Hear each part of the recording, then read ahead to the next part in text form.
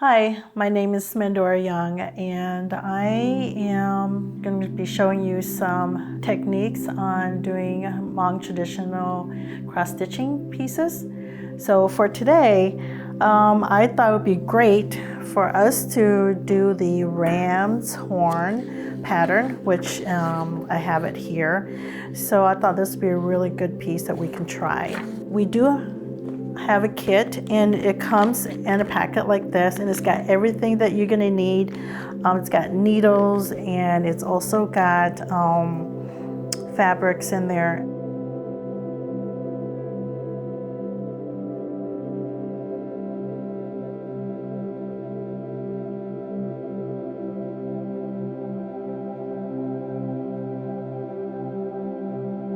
So the fabric that you're going to want to use is called Ada, and it's usually for cross stitching. The one I have here is a 11 count, is the size that I recommend for students or beginners to use. You can also use size 14, which is a little bit smaller, kind of like this, but it's a little bit smaller than the 11. So the thing with the fabric is the higher the number, the smaller your fabric size is going to be. So for beginners, I do recommend use the 11. To begin, what you want to do is you just want to fold the fabric in halves, both ways, like this, to find the center. So when you stitch, you always want to stitch from the center outward, so to make sure that you have enough space. And with the pattern, on the back of the pattern, I also have the numbers on there, so you could just count the numbers. So with cross stitch counting, it's all about counting the X's, the number of X's in a rows, and that's how you would stitch these. So I am going to start with the blue one first. So there are two methods that you can start your floss with your needle, and I'm going to teach you the first one. It's the most commonly used one. So you just need one strand, and you put it through the eye of the needle. And just pull that out. And make sure that the ends are even. Then what you want to do is you hold the ends with your thumb and your index fingers, and then just wrap that around once and hold it there, and it just twists it off. Use your middle finger to hold that and then pull, and then you have your knot. So that's one method. So the second method of threading your needle is you only take your floss, bring both ends together,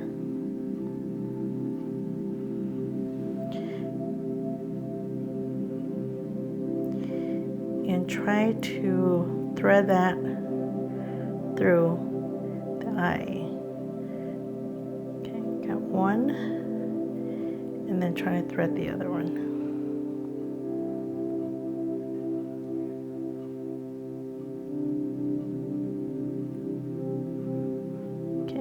Go. So now you have two through there. And then you just kind of pull the halfway, and you have a loop here. Then you take your fabric and just go from, this is a square, so one corner to the other corner. Stitch right through. Make sure you leave a little bit of floss there, and then go through the loop. And then pull that through. You could go this way or you can go that way. And then stitch from bottom to top of that square. And then go down to create your X. Then just continue that.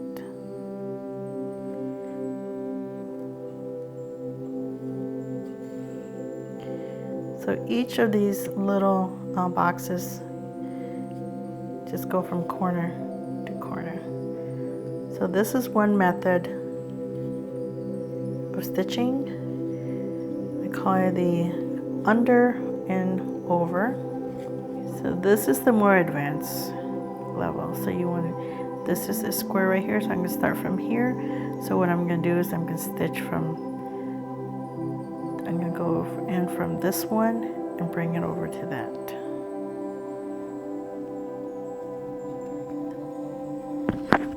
There, so then created the X, and then I'm going to stitch from this corner to the next square far left.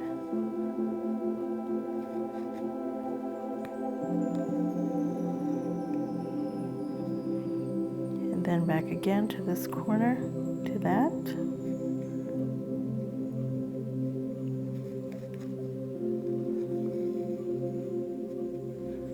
And then from this corner to the next square at the far left.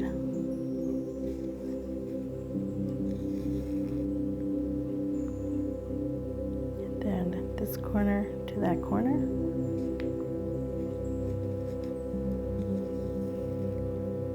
So I already have threaded my floss and my thread here, and I am just going to begin. So you have, when you fold those in half, you have 4 corners, okay? So I am going to start from the lower right bottom. So I'm going to find the corners there, and I'm going to start stitching there. And looks like according to the pattern here, I want to stitch 9 across, so I'm going to start stitching that.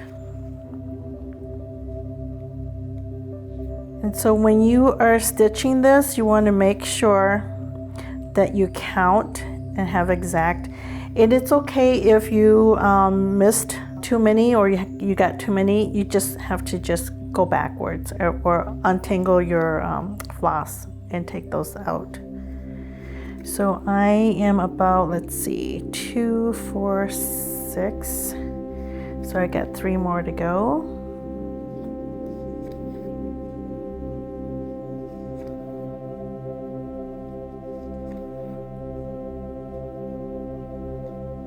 Okay, let me just make sure that I have 9, 2, 4, 6, 8, 9, yes.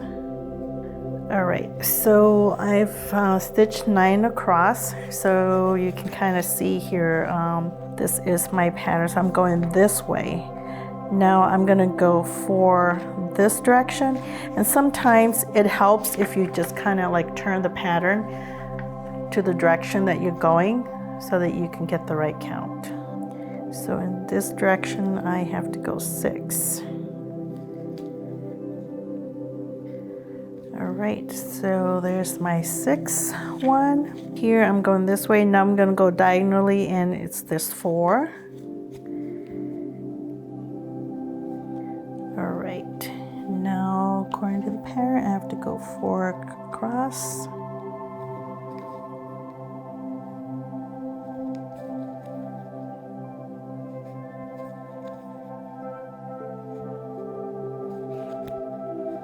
So it looks like my floss is coming close to the end. You want to pay careful attention when it gets towards the end. You want to save at least 2 inches so that you can close it off. And so I'm going to put that thread to the back. And this is what I call the front side of your fabric, and then this is, or the right side of your fabric, it's also known, and this is the back. This is where all the messy stitches are. So the back or the wrong side of the fabric. So when you get down here, you got about 2 inches here left. What you want to do is just thread it twice to the back there, okay, and then take your scissor and cut that off. There you go. And then just thread another floss for a needle, and I've got one that's already done here to save some time. And then just continue your pattern. Make sure that you know where you're at, and looks like I'm going to be doing 3 diagonally. And I usually come from the bottom up, but the wrong side to the right side. And then the 3 up according to the pattern.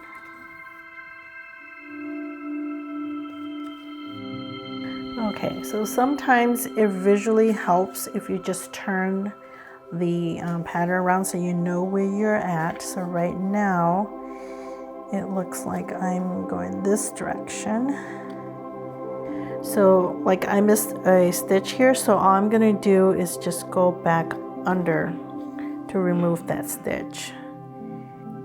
Another technique is you just kind of pull it out and then just kind of pull your needles out this way.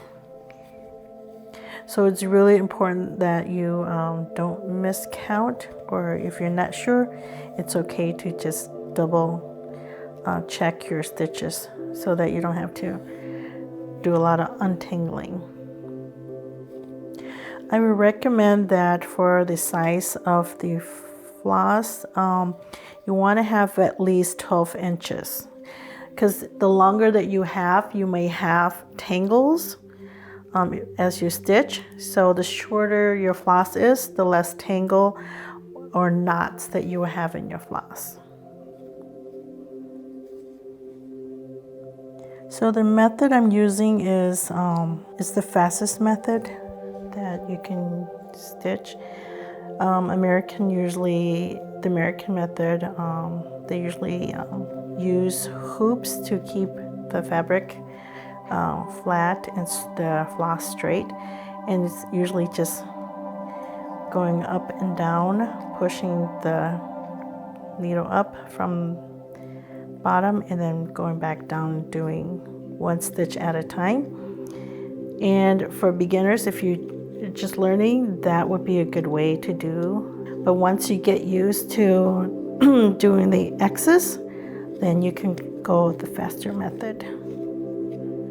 So the type of floss I'm using, I usually get this from the Asian store or the flea markets, wherever you can find them. Here in St. Paul, I usually go to the Hmong village or the Hmong town for these. Also any or most of the Asian stores in St. Paul, they do have floss. So it's just a single strand, and you just want to make sure that you put it through the needle, the eye of the needle, and then just bring it to the end. Bring the two ends together, and then what we usually do is we just tie the knot on the bottom. Make sure that your knot is big enough so it doesn't come through the fabric. And then back to where I left off. So what I find most interesting about stitching, cross stitching, is that it's really relaxing for people, and it also helps you to focus. You know, if you just need that quiet time to relax, to think things through, this is really good therapy. At least that's what I hear from the students that I teach. And whenever I am stitching or doing Hmong cross stitching, it always brings back the memories of my grandmother teaching me how to do this, and my mother as well. So I will always have them with me whenever I'm doing this. So as you see, I don't usually pay too much attention to the pattern unless I think I'm going the wrong direction, but I do enough of this that I have the pattern memorized. So most of the Hmong patterns or motifs here in cross stitching are very repetitive. So once you get one pattern down and you do so many of it over and over in a bigger piece than this, you're gonna have it memorized really easily. And the size needle that I'm using right now is a size 26 for embroidery. You can also use bigger size as well. But if you're doing like smaller Ada size, like size 18 or 14, what I find out is that if you use smaller needles, you can go a lot faster than the bigger needles. But smaller needles comes with smaller needle heads to thread, so you're gonna really need good eyes for that. It also helps if you have one or two needles, especially if you're doing a piece of the same color. It saves time when you stitch. So just just hold the fabric that makes you comfortable stitching. And you want to make sure that you are stitching in the direction that it's most comfortable for you as well. So sometimes I will have it going this way because I'm now stitching upward. So that helps me to stitch a little bit better. And then once, if I turn diagonally, it helps to turn the fabric that direction too, so I know where I'm going. So those are just little tips. All right, so now I am stitching the last one, which is the circle or square in the middle. Here we go, all done. The 2 stitches in the back, tie it off. And so you got your first one done already. So then you just kind of continue the pattern all the way around. Each side is what you would stitch, and it's all the same pattern. So there you go. When you finish your final piece, there's a lot of options that you can do with this. You could frame it like how I've done here. This is a size 4x4 inches frame, and this definitely will fit in there. The one that I have right in here, this is a size 14, so it's a little bit smaller. But this size with the kid actually will fit the size frame. You can also create a pillow just like this here with that. And there's another option where you can also make in the Hmong the apron for your outfit. You just keep repeating this pattern over and over on a long piece. So I hope you enjoy this kit, making this kit with me. Thank you, and appreciate you guys, and have fun.